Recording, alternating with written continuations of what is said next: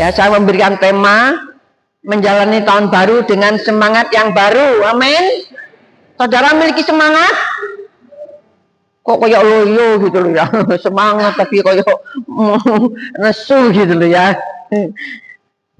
Setelah saudara ada senyum ya, ada semangat ya. Tahun yang baru ini perjuangan masih panjang ya. Kita harus memiliki semangat yang baru. Kenapa kita harus semangat? Karena orang yang semangat dapat menanggung penderitaannya. Coba kita baca di dalam Amsal 18 ayat 14. Orang yang bersemangat dapat menanggung penderitaannya. Tetapi siapa akan memulihkan semangat yang patah? Semangat itu dari dalam diri kita, saudara. Ya, suatu saat ketika ada teman saya yang sakit, dia begitu sedih, kayaknya nggak ada semangat ya. Kalau datang orang meneguhkan, menghibur ya, dia baru semangat ya. Tapi kalau temannya sudah pulang, dia mulai lagi nggak semangat lagi. Tetapi semangat itu yang benar-benar semangat itu dari dalam hati, bukan dari orang lain. Orang lain hanya sementara, tetapi semangat itu dari dalam diri kita sendiri harus ada semangat. Ya, semangat itu harus dimulai dari dalam diri sendiri. Semangat itu merupakan energi positif yang memberi kekuatan. Mungkin di tahun yang baru ini kita sudah menemukan satu pergumulan yang baru. Ya, mungkin pergumulan yang tahun lalu masih belum selesai kita bawa di tahun yang baru ini. Nah, itu membawa jejak, saudara. Apakah jejak yang kita tinggalkan jejak yang baik ataukah jejak yang buruk, saudara? Mungkin masa lalu kita merupakan kenangan manis, mungkin masa lalu kita merupakan kenangan yang pahit. Di dalam pergantian tahun ini mengajak kita untuk merenung, saudara, untuk menundukkan hati dan kita bertanya dengan jujur di dalam hati kita sejauh mana kita mendekat kepada Tuhan dan mempercayainya. Mungkin kita di tahun yang lalu kita sibuk memperbaiki hal-hal yang lahiriah, tetapi lalai untuk merawat batin yang lelah. Oleh sebab itu, mari kita lebih bersyukur lagi di tahun yang baru karena Tuhan memberikan kesempatan buat kita, ya. Kita memperbaiki, kita membenahi setiap kesalahan di masa lalu, setiap kegagalan di masa lalu, dan saya percaya di tahun yang baru akan ada kebaikan-kebaikan Tuhan yang tersedia. Amin, saudaraku. Setiap hari, setiap pagi, kasih setianya, rahmatnya selalu baru. Jadi penyertaan Tuhan sempurna buat kita semua, saudara. Dan yang akan kita pelajari pada hari ini, saudara, ya, ada beberapa poin yang sangat penting ketika kita menjalani, ketika kita masuk di dalam tahun yang baru ini, yaitu yang pertama adalah kita mau tetap setia kepada Tuhan. Itu hal yang penting, saudara.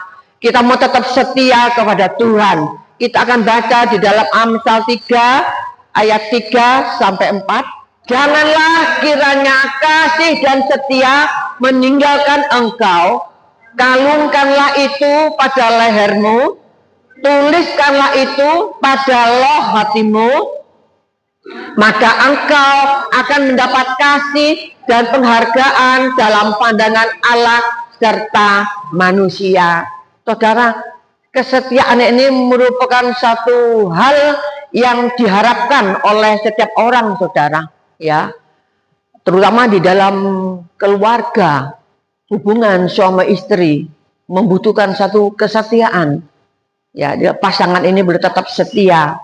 Bukan hanya di dalam keluarga, juga di dalam pekerjaan, di dalam persahabatan, pertemanan.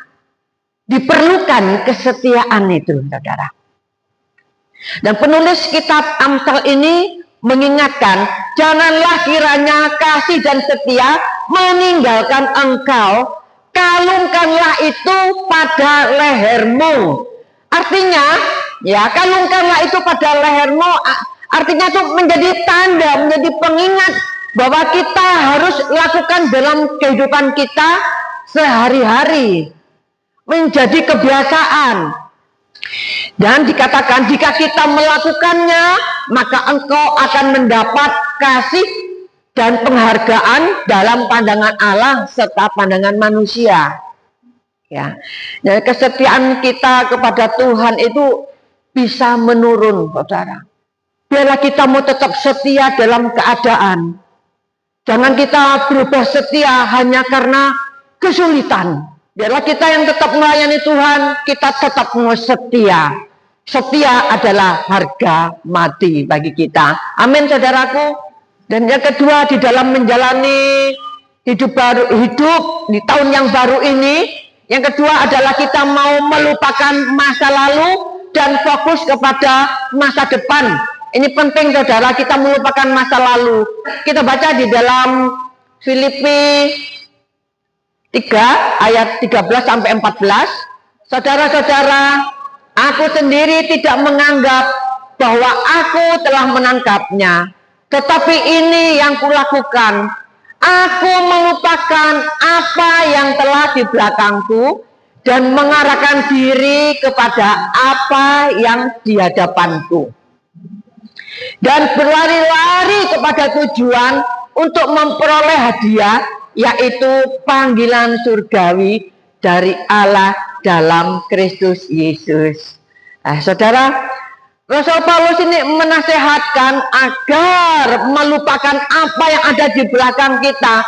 Jadi apapun yang terjadi di tahun yang lalu, saudara, baik itu kegagalan, baik itu kekecewaan, baik itu kehilangan, luka-luka batin, trauma-trauma masa lalu, itu memang harus kita tinggalkan, saudara. Ya, karena apa? Karena Tuhan sendiri berkata di dalam Yesaya 43, ya, bahwa Tuhan hendak membuat sesuatu yang baru.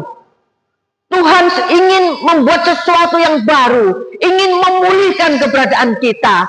Dipercayalah di tahun yang baru ini ada sesuatu yang baru yang Tuhan akan kerjakan buat saudara dan saya. Nah, saudara, tapi kalau kita tidak bisa melihat yang baru, jika kita masih menatap yang lama, kita tidak dapat melihat sesuatu yang baru. Kalau kita masih menatap yang lama. Dan yang ketiga, saudara, ya, kita mau percaya dan andalkan Tuhan. Di dalam Filipi 4 ayat 13 mengatakan, segala perkara dapat kutanggung di dalam Dia yang memberi kekuatan kepadaku. Jadi kekuatan sejati itu datang dari Yesus, datang dari Allah yang tinggal di dalam kita. Jadi bukan kekuatan diri kita sendiri, saudara. Masa depan itu terasa tidak pasti. Mungkin kita takut, mungkin kita gamang, ya saudara. Mungkin kita cemas menghadapi hari esok. Tapi saudara, situasi seperti ini, ya, di dalam Filipi 4:13 ini mengingatkan kita bahwa kekuatan kita itu bukan berasal dari keadaan yang baik atau kestabilan finansial, tetapi melainkan dari Kristus sendiri. Dan Tuhan adalah sumber ketenangan. Tuhan sumber segala-galanya. Itu yang harus kita percayai, saudara, yang kita andalkan, ya. Rasul Paulus menulis surat ini ketika dia ada di dalam penjara, namun dia bisa berkata bahwa ia mampu menghadapi segala hal karena Tuhan yang memberikan kekuatan. Demikian juga dengan kita, saudara. Dunia bisa semakin sulit, tetapi percayalah, pemeliharaan Tuhan terus akan Tuhan kerjakan buat saudara dan saya. Dan kasih setia Tuhan selama-lamanya tidak berkurang, tetap kepada saudara dan saya. Jadi pesan firman Tuhan bagi kita bahwa kita itu tidak sendirian. Tuhan tidak meninggalkan kita. Bahkan Tuhan tetap akan memberikan kekuatan baru di tahun yang baru ini. Tuhan mengaruniakan hikmat kepada kita supaya kita bisa melewati setiap kesulitan-kesulitan, keputusan-keputusan yang kita ambil. Tuhan akan mengaruniakan hikmat kepada kita, memberikan jalan keluar bagi mereka yang setia berharap kepadanya. Dan saudara, kita juga belajar mencukupkan diri dalam segala keadaan. Rasul Paulus menasihatkan ini, cukupkanlah dengan apa yang ada padamu. Kita semua belajar di dalam hidup ini, kita menata kembali kehidupan kita.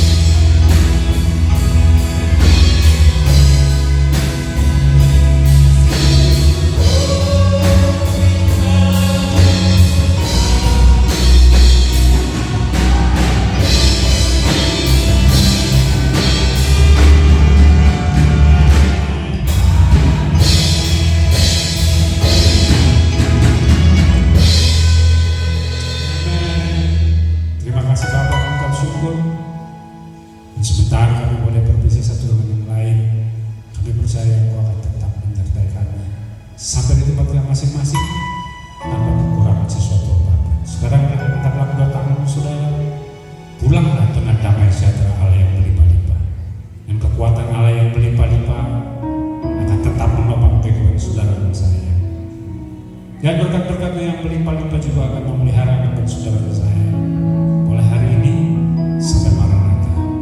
Semuanya kami terima dalam persekutuan dengan Allah Bapa dan Putra dan Tunggal Yesus Kristus Tuhan kita, dan Roh Kudus menjamin